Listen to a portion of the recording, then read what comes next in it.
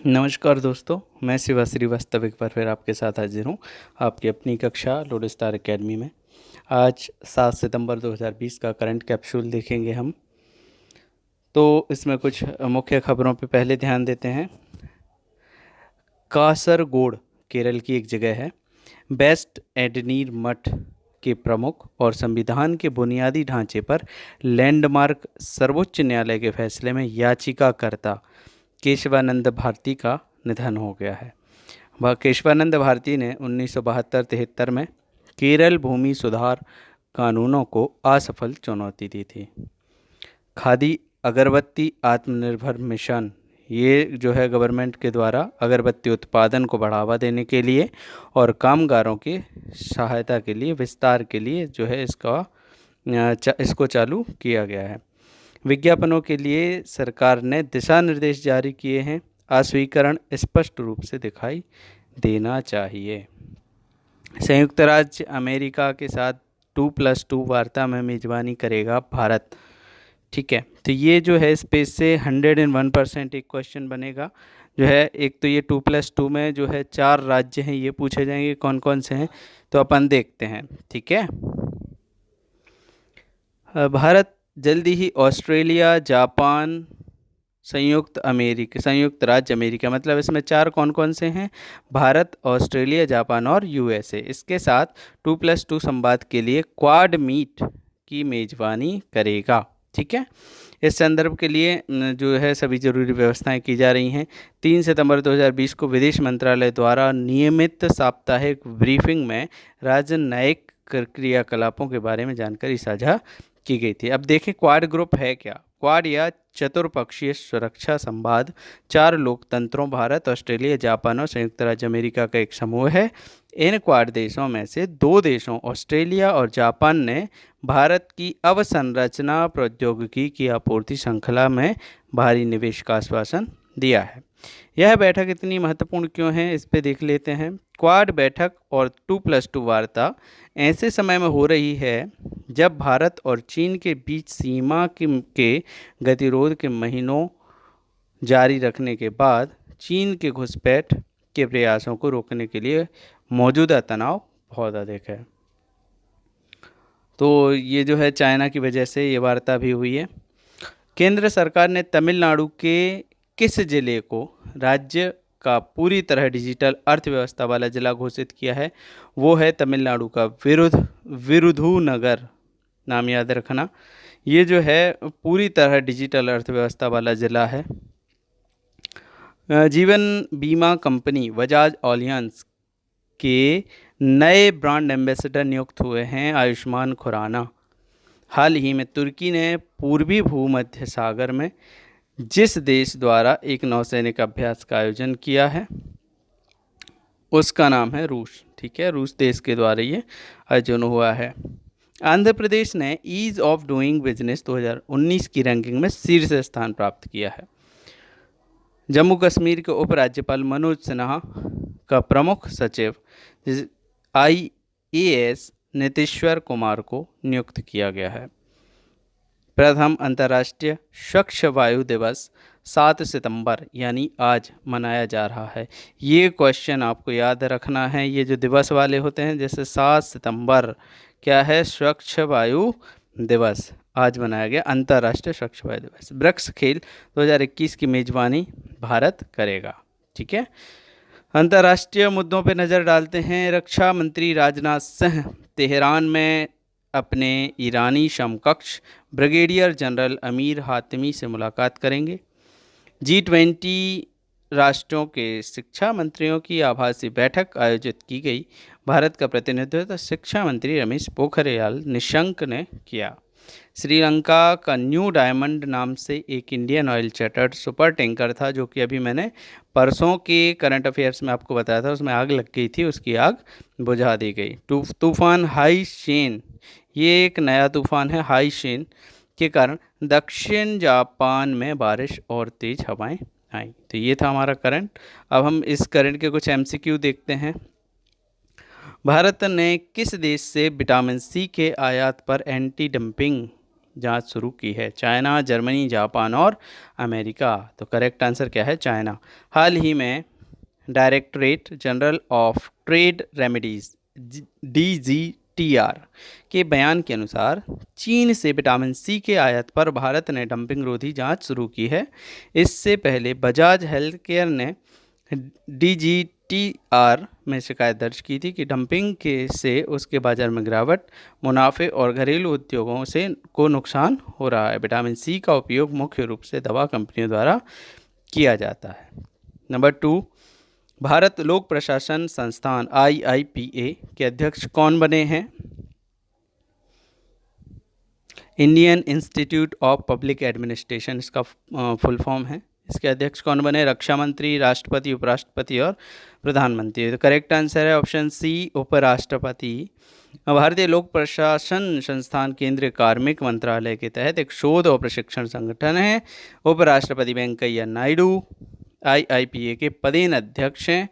जनजातीय मामलों के मंत्रालय MOTA और भारतीय लोक प्रशासन संस्थान IIPA ने हाल ही में केंद्रीय जनजातीय मामलों के मंत्री श्री अर्जुन मुंडा की अध्यक्षता में आभासी मंच, देखो ये जो अर्जुन मुंडा हैं ये कौन है? केंद्रीय जनजातीय मामलों के मंत्री, याद रखना है कि अध्यक्षता में आभासी मंच के माध्यम से 2 दिवसीय राष्ट्रीय जनजातीय अनुसंधान सम्मेलन का आयोजन किया है।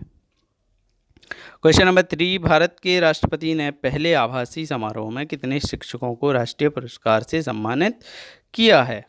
Option 1 45, B 47, C 49 and D 51। तो आंसर है ऑप्शन B 47। भारत के राष्ट्रपति रामनाथ कोविंद ने शिक्षक दिवस के अवसर पर शिक्षकों को राष्ट्रीय पुरस्कार से सम्मानित किया है, जो सर्वपल्ली राधाकृष्णन की जयंती पर मनाया जाता है। शिक्षा को बढ़ावा देने के लिए देश भर के 47 शिक्षकों को उनके निस्वार्थ योगदान के लिए प्रतिष्ठित पुरस्कार से सम्मानित किया गया।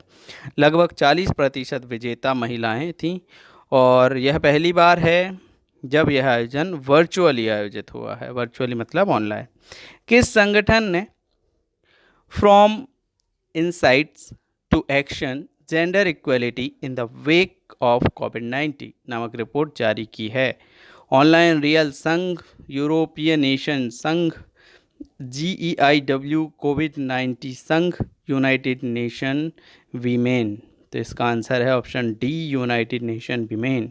यूनाइटेड नेशन वीमेन ने संयुक्त राष्ट्र विकास कार्यक्रम UNDP के साथ full insight to action gender equality in the wake of कोविड-19 के शीर्षक से एक रिपोर्ट जारी की है।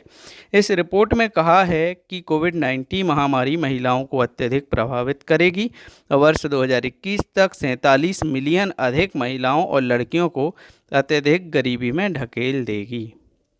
Question number 5, the little book of green nudges पुस्तक किसने लॉन्च की? UNESCO, UNESCO, UNEP, NASA, DRDO। तो देखते हैं इसका जो है करेक्ट आंसर ऑप्शन बी है, UNEP the little book of green nudges पुस्तक यूनाइटेड नेशंस एनवायरनमेंट प्रोग्राम ने लॉन्च की। क्वेश्चन नंबर 6, हाल ही में नियुक्त SBOTOP स्पोर्ट्स बुक ब्रांड के पहले क्रिकेट एम्बेसडर कौन हैं? Chris Gayle, Sachin Tendulkar, Dwayne Bravo, Virender Sehwag. Answer है सी, ड्वेन ब्रावो।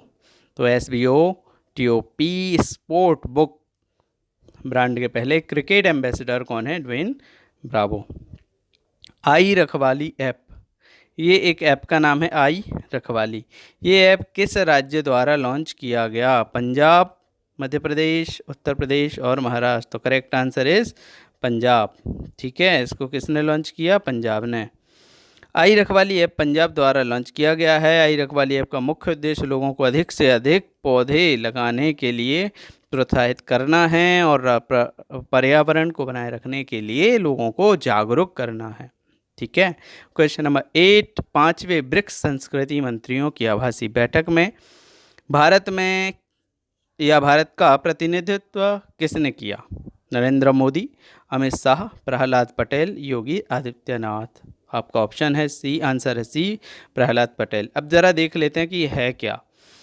ठीक है, केंद्रीय संस्कृति और पर्यटन राज्य मंत्री स्वतंत्र प्रभार श्री प्रहलाद पटेल ने वर्चुअल रूप से 5वीं ब्रिक्स संस्कृति मंत्रियों की बैठक में भाग लिया। 5वीं है ब्रिक्स संस्कृति मंत्रियों की बैठक रूसी फेडरेशन की अध्यक्षता के तहत वीडियो कॉन्फ्रेंस के जरिए आयोजित की गई। बैठक में फेडरेटिव रिपब्लिक ऑफ ब्राज़ील, रूसी संघ, भारत गणराज्य, पीपल्स रिपब्लिक ऑफ चाइना और दक्षिण अमेरिका गणराज्य के संस्कृति मंत्रालयों के प्रतिनिधि ने भाग लिया है। तो देखो, क्वेश्चन यहाँ से भी पूछा जा सकता है कि इस फेडरेशन में निम्नलिखित में से कौन सा नहीं था। ठीक है, तो इनमें से 3 दे देंगे, चौथा और कोई देश दे देंगे।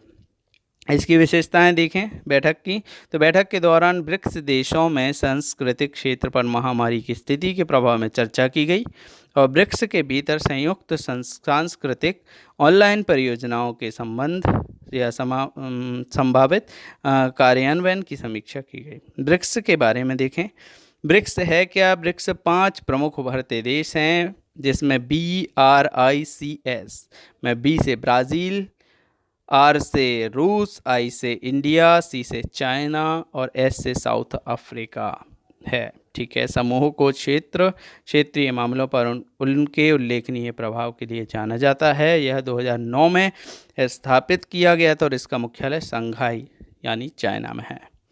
क्वेश्चन नंबर 9, हाल ही में किसने कोविड-19 स्वैब कलेक्शन यूनिट विकसित किया है? स्वैब कलेक्शन, देखो ये क्वेश्चन जो है आ सकता है एग्जाम में। DRDO ने, टाटा ने, महिंद्रा ने, WHO ने, तो आंसर है टाटा ने कोविड-19 स्वैब कलेक्शन यूनिट विकसित किया है। नेक्स्ट वन इज, किसने या खालिस्तान में मूर्त विरासत की रक्षा, संरक्षण और पुनर्स्थापना के लिए विधेयक पारित हुआ है? Option A Bihar, B Maharashtra, C Assam और डी उत्तर प्रदेश। जिसका आंसर है सी Assam.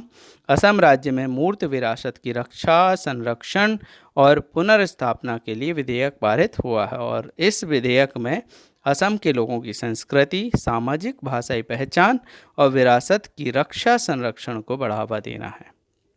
Next one is, Croatia गणराज्य में भारत का नया राजदूत किसे नियुक्त किया है? Option A Narendra Singh, B Narottam Mishra, C Rajkumar Singh और D Alok Milind. Correct answer is option C, Rajkumar Srivastava.